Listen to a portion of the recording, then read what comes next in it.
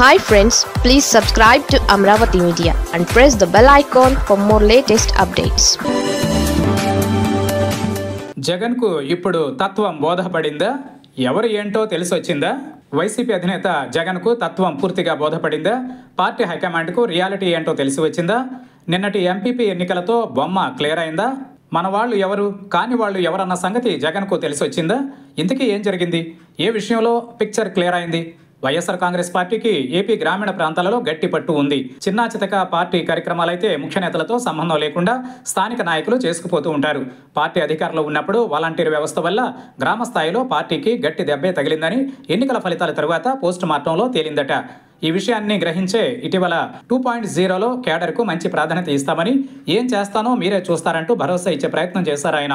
ఇక ఆ తర్వాత నుంచి కేడర్ రీఛార్జ్ అయినట్లు కనిపిస్తోందని అంటున్నారు. దీంతో అంతకుముందు మున్సిపల్ చైర్మన్, వైస్ చైర్మన్ ఉప ఎన్నికలలో డీలాపడ్డా ఎంపీపీ, వైస్ ఎంపీపీ ఎన్నికకు వచ్చే సమయానికి సీన్ మొత్తం మారిపోయింది. మెజారిటీ స్థానాలలో పై స్థాయి నాయకులతో సంబంధం లేకుండా క్రింది స్థాయి నేతలే గట్టిగా నిలబడి 90% స్థానాలను తిరిగి నిలబెట్టుకోగలిగినట్లు చెప్పుకుంటున్నారు. దీంతో పార్టీ అధినేతకు గ్రౌండ్ రియాలిటీ ఏంటనేది పక్కా క్లారిటీ వచ్చేసిందట.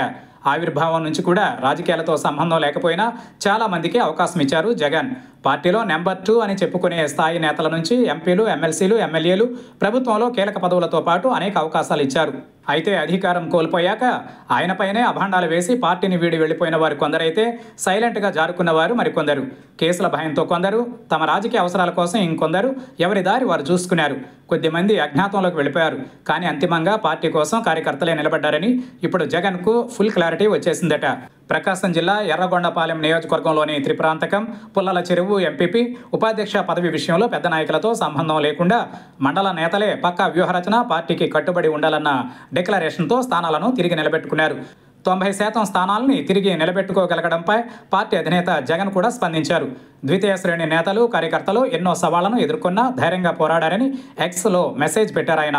ఈ విజయం పార్టీకి కొత్త ఉత్సాహాన్ని ఇచ్చిందని, భవిష్యత్తులోనూ ప్రజాసేవే తమ ధ్యేయమని చెప్పిన జగన్ ఇదంతా అంకిత భావంతో పనిచేసిన నేతల విజయమని అన్నారు. పార్టీకి కీలక సమయంలో కేడర్ ఇలా యాక్టివేట్ కావడం అంత ఆషామాషి విషయం కాదని, వైసీపీ విషయంలో నేతలు, కార్యకర్తలు నిలబడడం మంచి కమ్బ్యాక్ ఇచ్చిందని అంటున్నారు విశ్లేషకులు. చెయ్యిచ్చి వెళ్లిపోయిన ఆ నేతల కంటే కీలక సమయంలో తనను హక్కున చేర్చుకున్న నేతలు, కార్యకర్తలే గొప్ప అన్న ఫీలింగ్ పార్టీ అధ్యక్షుడికి వచ్చిందని చెప్పుకుంటున్నారు.